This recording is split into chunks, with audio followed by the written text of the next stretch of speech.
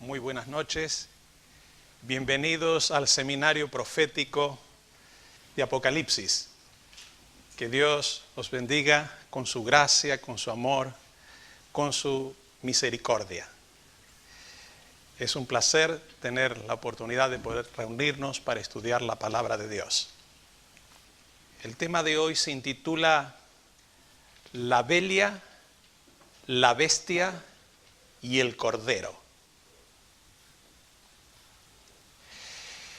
¿Qué es la Bella, la Bestia y el Cordero? La Bella es la iglesia remanente. La Bestia es el poder perseguidor. Y el Cordero, Cristo victorioso, nuestro gran Dios y Salvador. Ahí tenemos la Bella, la Bestia y el Cordero, la iglesia, el poder perseguidor y el Cristo victorioso. En el último estudio en Apocalipsis 12, vimos que el Señor permite el zarandeo para que la iglesia despierte, se prepare y cumpla con su misión. Dios no quiere que la iglesia sea perseguida. Dios ama a su pueblo. Pero la iglesia, a través del tiempo, ha pasado por diferentes etapas y vive actualmente una etapa muy delicada, muy especial. Está en el clímax de la historia de la iglesia. Acontecimientos muy importantes están ahí adelante. Y la iglesia precisa cumplir la misión. Por eso que el Señor en su sabiduría permite que venga un zarandeo para que la iglesia pueda despertar y cumplir la obra. La Santa Biblia, en Apocalipsis capítulo 13, repite y añade nueva información al capítulo 12. Su propósito es indicar que el poder religioso que usó el dragón durante la Edad Media se levantará otra vez para atacar ahora a la iglesia remanente. ¿Cuál es el objetivo de la revelación, de la profecía? Que la iglesia esté preparada, no ser engañados y vencer con el Cordero. Ese es el gran objetivo. Dice la palabra de Dios en Apocalipsis capítulo 13, versículo 1. Me paré sobre la arena del mar y vi subir del mar una bestia que tenía 7 cabezas y 10 cuernos. Sobre sus cuernos 10 diademas y sobre sus cabezas nombres de blasfemia. Apocalipsis 13, versículo 1. ¿Qué significa esto? ¿Cuál es el símbolo profético? Evidentemente, esto es una visión que tiene todo un simbolismo. El mar, de acuerdo con Apocalipsis 17, 15, mar representa multitud, mucha gente, un lugar muy poblado. Específicamente en el contexto de la profecía es Europa. La bestia es un poder o un reino político y religioso. 7 cabezas, son 7 poderes perseguidores que han combatido a los fieles. Egipto, Asiria, Babilonia, Medo-Persia, Grecia, Roma pagana y la Roma eclesiástica. 10 cuernos, naciones que surgen de la caída del Imperio Romano en el año 476 de la era cristiana. 10 diademas, la autoridad política de los reinos que dan apoyo al poder perseguidor. Y blasfemia es asumir cualquier derecho que pertenece solamente a Dios. Eso es blasfemia. El texto continúa diciendo en el versículo 2, la bestia que vi era semejante a un leopardo, sus pies como de oso, su boca como boca de león, y el dragón le dio su poder, su trono y gran autoridad. O sea, esta bestia tiene características de un leopardo, el oso, el león y un dragón. Aquí hay una similitud y un paralelismo con la visión de Daniel. ¿Cuál es el símbolo profético? Boca de león. O sea, tiene un sistema idólatra semejante al de Babilonia. Este poder, que es simbólicamente presentado con pies de oso, representa que absorbe características del autoritarismo y la tiranía de los medos y persas. Leopardo, representando la filosofía pagana griega que es absorbida por este poder. Y el dragón representa a Satanás, que usa esta potencia para perseguir a los hijos de Dios. Evidentemente que el paralelismo entre Daniel 7 y Apocalipsis capítulo 13 es muy, pero muy semejante. En Daniel aparece el león, aparece el leopardo, aparece el oso y una bestia terrible. O sea, estos dos libros, Daniel y Apocalipsis, andan en paralelismo, se complementan, deben ser estudiados en conjunto, porque las visiones con detalles diferentes apuntan para acontecimientos que van en la culminación del reino de Dios. El texto continúa diciendo que una de sus cabezas parecía herida de muerte, pero su herida mortal fue sanada. Y toda la tierra se maravilló y siguió a la bestia. Apocalipsis capítulo 13, versículo 3. Su herida mortal fue sanada. ¿A qué se refiere? Específicamente la historia nos demuestra, está registrado, que en 1798 el general Berthier, a las órdenes de Napoleón, toma prisionero al Papa Pío VI y lo lleva en cautiverio. Es una herida mortal. La Revolución Francesa tenía la intención de abolir la religión y terminar con el papado. Pero en 1801 Napoleón firmó un concordato con el nuevo Papa. Qué interesante. Aquí nos revela el texto cuando la historia se confirma. Benito Mussolini y Gasparri firman el concordato de Letrán en 1929, devolviendo sus tierras y reconociéndolo como Estado libre e independiente. Entonces vemos cómo la profecía va cumpliéndose. Aquí nuevamente el Vaticano ahora tiene su autonomía, su reconocimiento como Estado libre e independiente. Es el sanamiento. La profecía se cumple, la restauración. Y el texto continúa diciendo que la adorarán todos los habitantes de la tierra. Todos los habitantes de la tierra. Mis amigos, en la actualidad, el liderazgo eclesiástico y moral del papado es reconocido mundialmente. No hay un líder político ni religioso en el mundo que tenga tanta influencia y tanto prestigio y tanto reconocimiento como el Papa. Evidentemente es un liderazgo moral y eclesiástico a nivel mundial. Pero ahora el Apocalipsis dirige la visión de la tierra al cielo. Y ahora aparece el personaje central de la profecía.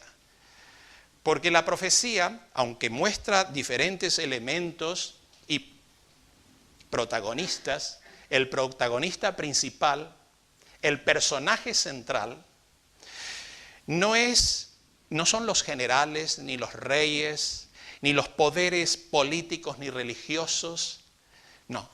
No son estos símbolos proféticos. El personaje central de la profecía es Cristo el Señor. Él es el centro de la profecía. Y justo en este capítulo que muestra un gran conflicto, una gran crisis, en el medio del capítulo aparece Jesús, el Cordero. Dice, el libro de la vida del Cordero que fue muerto desde la creación del mundo. Los hijos de Dios pueden tener únicamente su seguridad, su victoria y su liberación de todos los poderes que combaten contra el pueblo de Dios mediante el sacrificio de Jesús, la obra de Jesús, la redención en Cristo, el Cordero que fue muerto desde el principio, para dar vida y vida en abundancia. Y aquellos que aceptan a Jesús, que entregan su vida en las manos del Señor, sus nombres son registrados en el libro de la vida. Hay una íntima relación entre la muerte del Cordero y los nombres escritos en el libro de la vida. Y solo hay seguridad para los que pertenecen a Cristo, cuyos nombres están escritos, registrados en el libro de la vida por los méritos de Jesús, por la sangre de Cristo, por la obra maravillosa de nuestro Salvador. Y ahí tienen fuerza, sabiduría, poder para vencer a todos los poderes que se levantan contra Dios. Pero cambia la visión y surge ahora una bestia diferente de las anteriores. Dice la palabra de Dios en el capítulo 13 de Apocalipsis, versículo 11, después vi otra bestia que subía de la tierra. Tenía 2 cuernos semejantes a los de un cordero, pero hablaba como un dragón. ¿Qué representa esto? Dice que surge de la tierra. Por contraste con el mar, la tierra es un lugar poco poblado. O sea, si el mar representa un lugar muy poblado, y específicamente en el contexto Europa, tierra representa el Nuevo Mundo, y de manera específica América, un lugar poco poblado. Tiene cuernos de cordero. Cuernos de cordero. El corderito es manso, es joven, representando que este cordero, en estos 2 cuernos, simbolizados por la libertad civil y la libertad religiosa, es el fundamento que está en esta futura potencia. Pero dice que habla como dragón. Aquí viene ya algo escatológico relacionado con el futuro, un futuro muy en breve. Dice que cambia su condición pacífica en un poder perseguidor. Bien, aquí tenemos la profecía que nos muestra a Estados Unidos, el surgimiento, el poderío y la transformación de este país que tiene una relación directa con acontecimientos en los cuales el pueblo de Dios es protagonista. ¿Qué es lo que dice la palabra de Dios y la historia lo confirma? Bien, en un poco de historia. En 1620, en el navío Mayflower, vienen los peregrinos, los fieles peregrinos que huyen de la intolerancia religiosa de Europa, buscando la seguridad de una tierra nueva de libertad.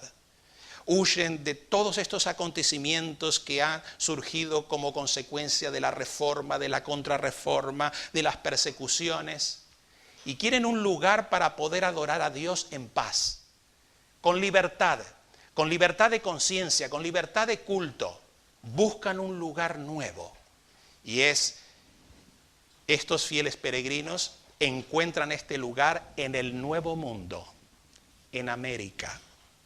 Y América se transforma en la tierra de la libertad civil y religiosa. Sí, mis amigos, una tierra donde cada uno puede practicar la libertad de conciencia, la libertad de culto. En 1776, el 4 de julio, se establece la independencia de los Estados Unidos. Y en esta declaración de independencia está escrito que nosotros mantenemos estas verdades para que sean evidencia propia que todos los hombres son creados iguales y hechos por su Creador con ciertos derechos inalienables, que entre otros son la vida, la libertad y la búsqueda de la felicidad. Mis amigos, un país que surge buscando la libertad, buscando los derechos inalienables, buscando la bendición del Creador. En la primera enmienda de la Constitución de los Estados Unidos se registra que el Congreso no hará una ley con respecto al establecimiento de una religión o prohibiendo su libre ejercicio. Cada uno tiene el derecho de ejercer la libertad de culto, de adorar al Señor de acuerdo con su conciencia, con sus convicciones. Nadie va a imponer una ley ni una religión en relación a la parte espiritual religiosa. Todos tienen el derecho de la libertad. Mis amigos, ahora se establecen los fundamentos para el desarrollo de una nación próspera. La libertad de conciencia, la libertad de culto, la libertad civil, el fundamento de la palabra de Dios. Y estas son las bases que hacen la diferencia entre Estados Unidos y los otros países de América. No surgen con el objetivo de conseguir riquezas y sí con el objetivo de tener libertad de culto.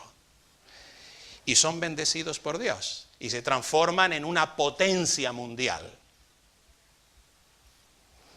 Mis amigos, ¿cuál es la diferencia entre los peregrinos que vienen de Europa, llegan a América del Norte para establecer una tierra donde puedan adorar a Dios con libertad, donde fundamentan su vida en las Escrituras, en el trabajo, en el esfuerzo, en principios de honestidad, de igualdad, de justicia?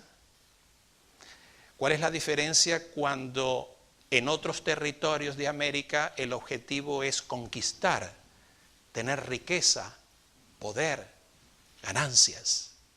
La diferencia es que evidentemente uno recibe la bendición de Dios y el otro no. Pero la profecía revela un dramático cambio en su condición de libertad civil y religiosa.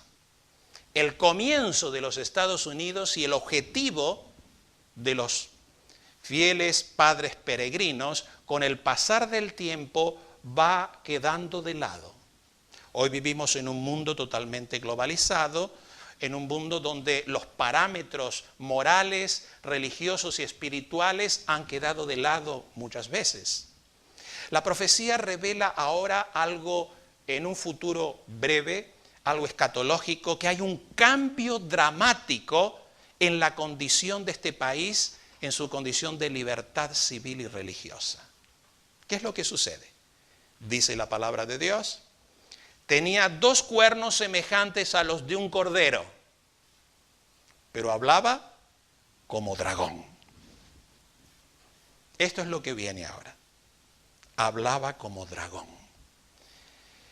Y mis amigos, ¿cómo habla una nación? Por medio de sus leyes y sus cuerpos legislativos. A través del cuerpo legislativo, a través de los decretos y de las leyes, es como se manifiesta una nación. ¿Qué es lo que va a suceder?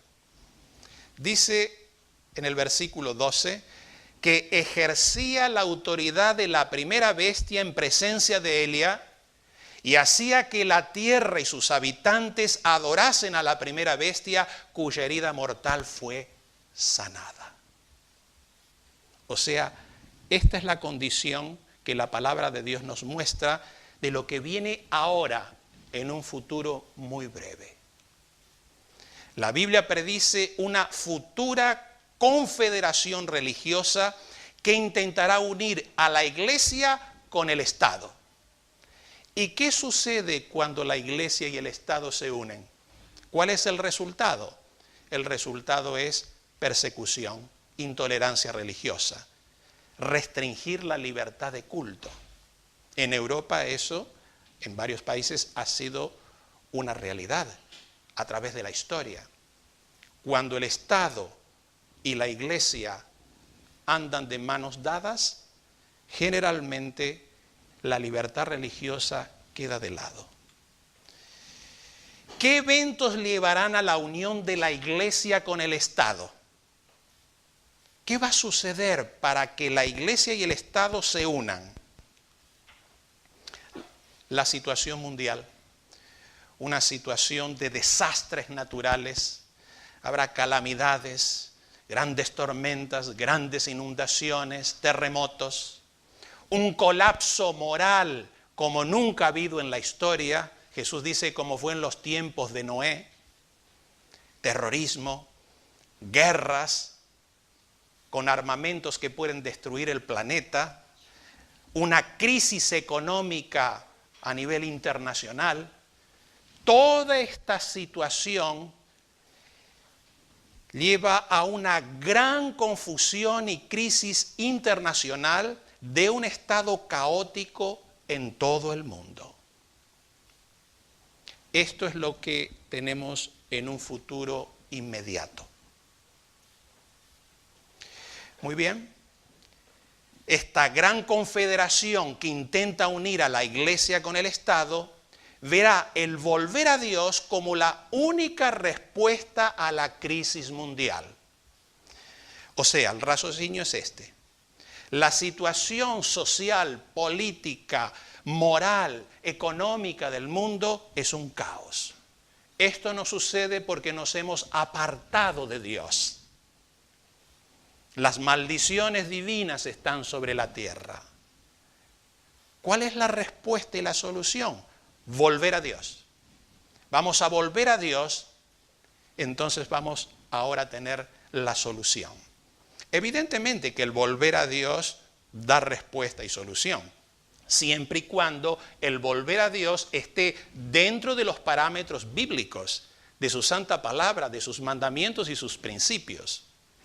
Pero esto que lleva a imponer una legislación religiosa que obliga a restringir la libertad de culto y se opone al mandamiento bíblico. Esta será la realidad. Surgirá un falso reavivamiento religioso con señales y milagros para engañar. Esto ya está de diversas maneras en el mundo. Hay un movimiento mundial en el cual nosotros podemos ver un reavivamiento religioso con grandes manifestaciones y milagros. Apocalipsis 13 y 14 dice que realizaba grandes señales y hasta hacía descender fuego del cielo a la tierra ante los hombres. Con las señales que se le permitió realizar, engañaba a los habitantes de la tierra. Cuando vino el Pentecostés, vino el derramamiento del Espíritu Santo como si fueran lenguas de fuego. El enemigo hará una contrafacción de ese verdadero derramamiento del Espíritu Santo. Una contrafacción, una imitación, donde en el mundo religioso se verá como que está el favor de Dios, la bendición divina, y aparecerán grandes señales y grandes milagros. El fuego del cielo también está relacionado que cuando Jesús regrese con poder y gloria, se iluminará el cielo, habrá como fuego en el cielo. O sea, el gran engaño, el engaño maestro del enemigo será imitar la segunda venida de Cristo.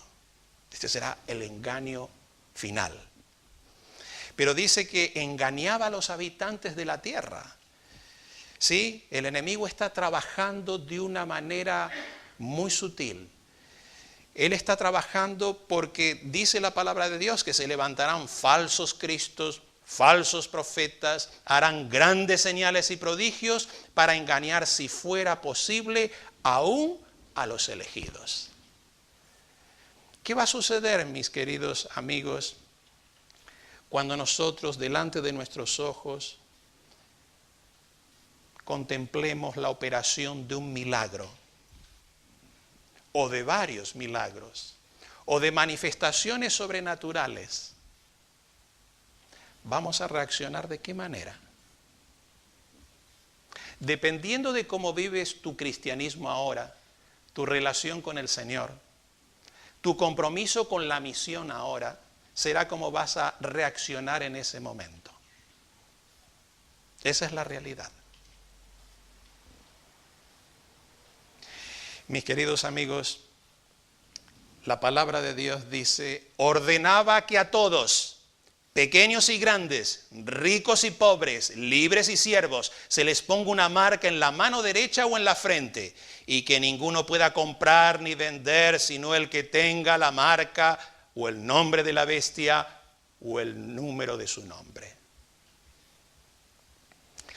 Aquí hay una comparación cuando dice pequeños y grandes, ricos y pobres, libres y siervos, o sea, de contraste, mostrando que toda la humanidad será englobada en esto.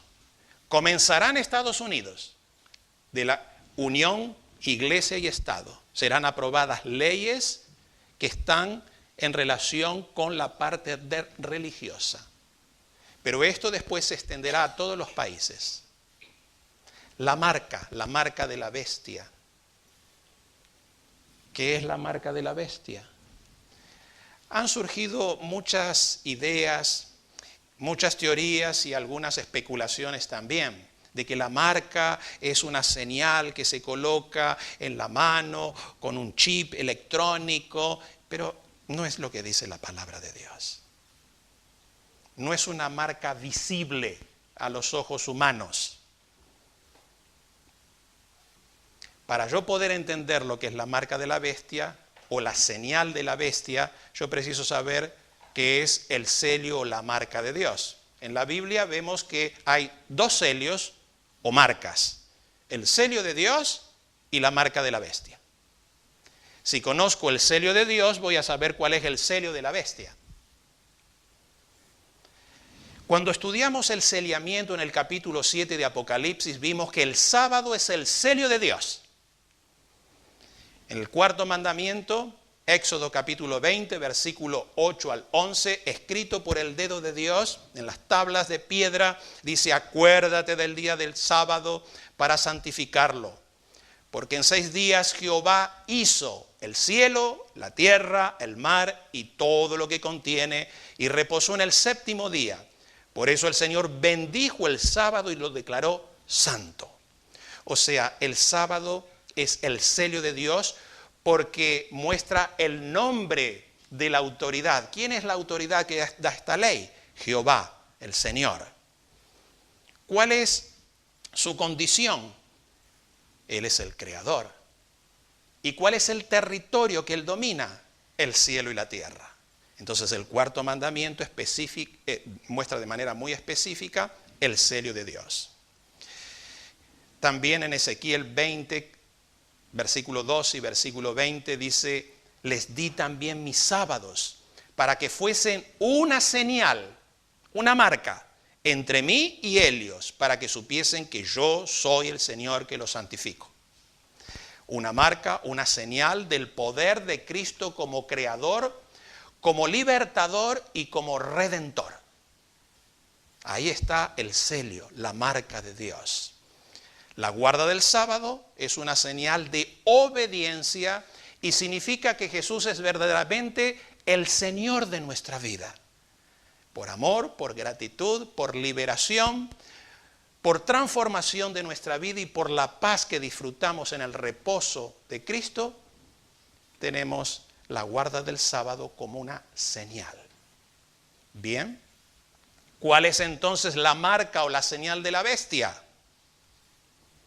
Así como el sábado es la señal del poder y autoridad de Dios, la marca de la bestia es la aceptación de un falso día de reposo mediante la imposición de una ley dominical.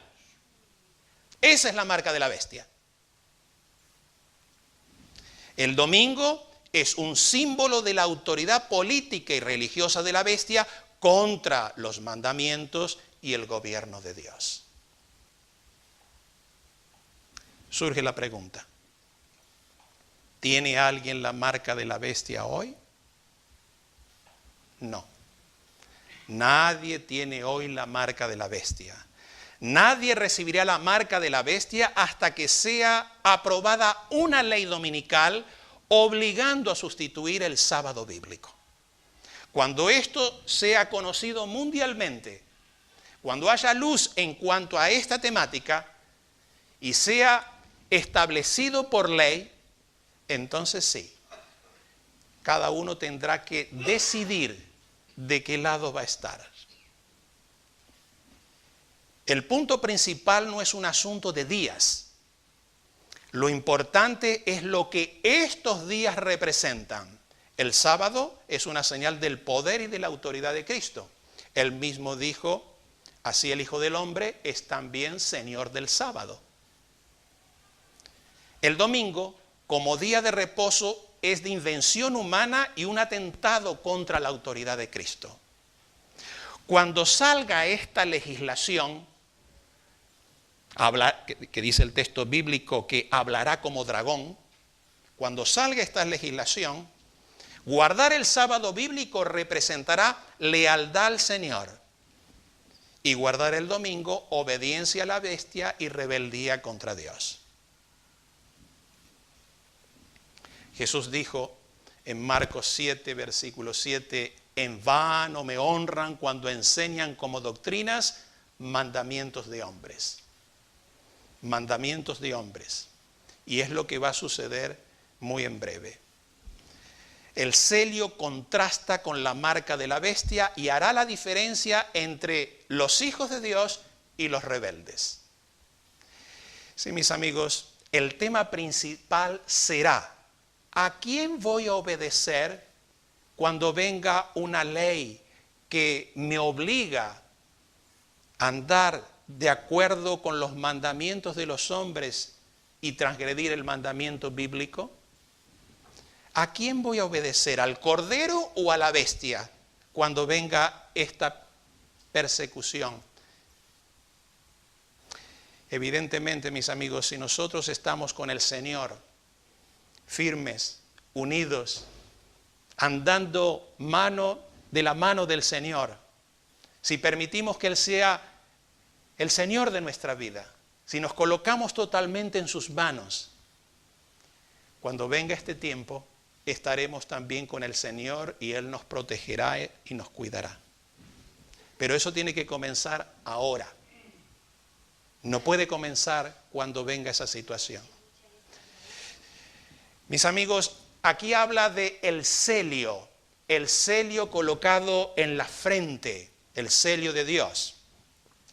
Colocado en la frente y es invisible a los ojos humanos, así como la marca de la bestia también es invisible a los ojos humanos, representa cuando el Espíritu Santo graba la ley de Dios en el corazón del creyente. En Hebreos 10:16 dice, pondré mis leyes en sus corazones y las grabaré en sus mentes. La ley de Dios fundamentada en el amor, en la gracia, en la justificación por la fe y como resultado la obediencia. En contraste con la marca de la bestia. La marca de la bestia puede ser colocada en la frente representando convicción religiosa o puede ser colocada en la mano representando interés económico, material.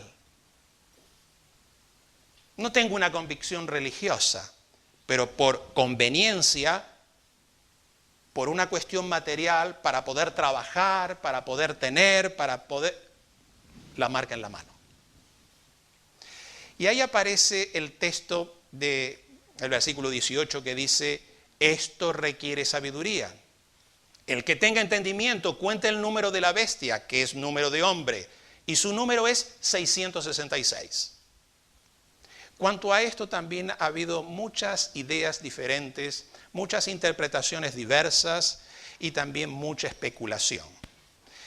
Y lo más prudente cuando la Biblia nos dice algo muy específico, bien claro, es guardar silencio. ¿Qué es el 666? Algunos han dicho que colocando el nombre de diferentes líderes políticos o religiosos o obispos, colocando el nombre en letras romanas en la parte vertical y sumando las letras va a dar el 666. Pero esto ha sido colocado con diferentes líderes, con diferentes personajes y hasta con diferentes elementos, como con un computador, como una línea de ómnibus en Jerusalén, con el presidente A, con el presidente B, con el Papa A y con el Papa B. Pero son asuntos que la Biblia no dice específicamente qué es lo que es. O sea, dice que es número de hombre, pero quién es, no lo dice. Entonces, hasta que no esté revelado, el silencio es oro. Sabemos que el 7 es un símbolo de la divinidad.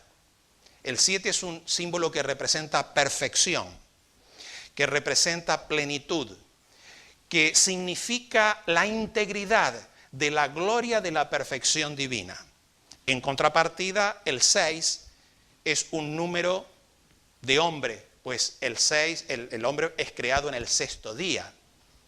Entonces, el triple 6 posiblemente es para indicar una triple alianza que se opone al último mensaje divino y persigue al pueblo de Dios. Cuando tengamos más luz sobre esto, entonces ahí podremos afirmar con total seguridad. Mis amigos, la profecía nos muestra que el mundo será envuelto en caos antes del regreso de Cristo. Se culpará al pueblo de Dios como el causante de los desastres por desobedecer las leyes establecidas por la bestia. Y esto provocará una gran persecución.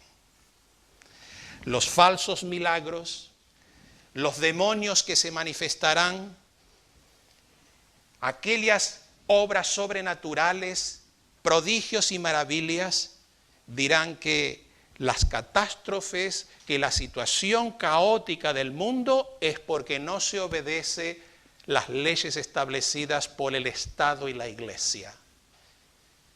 Y como consecuencia esto dará una persecución muy violenta. La crisis venidera es como la prueba que el pueblo leal a Dios se enfrentó en el tiempo de Daniel. Los amigos recuerdan de que un rey, un poderoso líder mundial, Nabucodonosor, trata de forzar al pueblo de Dios a adorar contraviniendo los mandamientos de Dios.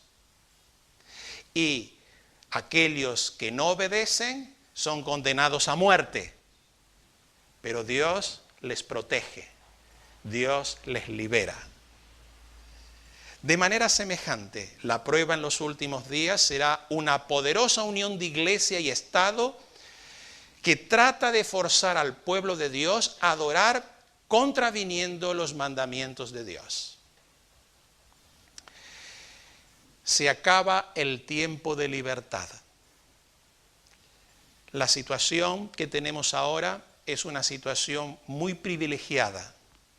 Estamos viviendo en el clímax de la historia de la humanidad. Tenemos un tiempo de libertad religiosa, de libertad civil, como nunca hemos tenido en la historia. Nosotros debemos aprovechar este tiempo y hacer lo que tenemos que hacer y prepararnos debidamente porque lo que viene en el futuro es muy grave. No queremos ser profetas de alarmismo si apenas estamos transmitiendo lo que dice la palabra de Dios. Se acaba el tiempo de la libertad. Cuando llegue la prueba, ¿de qué lado tú vas a estar? ¿Estás preparado para estos eventos finales? ¿Tu vida está en armonía con los principios de Dios? ¿Estás cumpliendo la misión que Dios te ha dado? ¿Cómo está tu vida espiritual? Esto es importante que cada uno responda para sí mismo, sinceramente, para que el Espíritu Santo pueda obrar y ayudarnos a vencer, ayudarnos a prepararnos. ¿Cómo vencer en este conflicto? ¿Qué podemos hacer para ser victoriosos? ¿Podemos ir a algún lugar a escondernos? ¿Podemos qué? La salvación de los justos viene del Señor. Él es su refugio en el tiempo de angustia. El Señor los ayudará y los librará. Los libertará de los impíos y los salvará porque en Él esperaron. El Salmo 37, versículo 39, 40. Qué hermoso el texto. Dice, el Señor los ayudará. El Señor los librará, los libertará, los salvará. ¿Por qué? Porque en Él esperaron, porque en Él confiaron, porque colocaron su vida en armonía con Él. Dios intervendrá de manera directa. Así como Dios liberó a aquellos jóvenes en Babilonia cuando fueron fieles y no adoraron la estatua de oro, y como represalia fueron condenados a muerte y fueron lanzados dentro de una hornalla, de un horno encendido, pero Dios les liberó. Dios también liberará a aquellos que son fieles. Pero Dios, que nos ama, nos ayuda a salir más que vencedores en todo. Dios que nos ama, Dios que nos valoriza, Dios que tiene un proyecto y un plan especial para darnos felicidad, vida y victoria. Él nos ayudará a ser más que vencedores si nos apegamos a Jesús, si nos entregamos en sus manos, si colocamos nuestra vida en armonía con sus principios. Sí, mis amigos, la promesa divina es: vi al Cordero de pie y con él 144,000, un número simbólico de aquellos que estarán vivos y preparados para ir con el Señor. Los que habían alcanzado la victoria sobre la bestia, su imagen, su marca y el número de su nombre, estaban sobre el mar de vidrio y cantaban el canto de Moisés y el canto del Cordero. Un canto de victoria, de liberación, un canto para los triunfadores en Cristo. Sí, mis queridos amigos, la palabra de Dios nos llama para ser vencedores, para tener victoria. El Señor te llama a ti para ser un vencedor. ¿Qué respuesta le vas a dar a Jesús? ¿De qué lado vas a estar? ¿Cómo vas a colocar tu vida? La oración con la cual queremos finalizar el mensaje de esta noche es la que dice: Señor, gracias por tu gran amor. Prepárame para la victoria final y ayúdame a confiar y a ser fiel a ti. Que Dios te bendiga. Amén.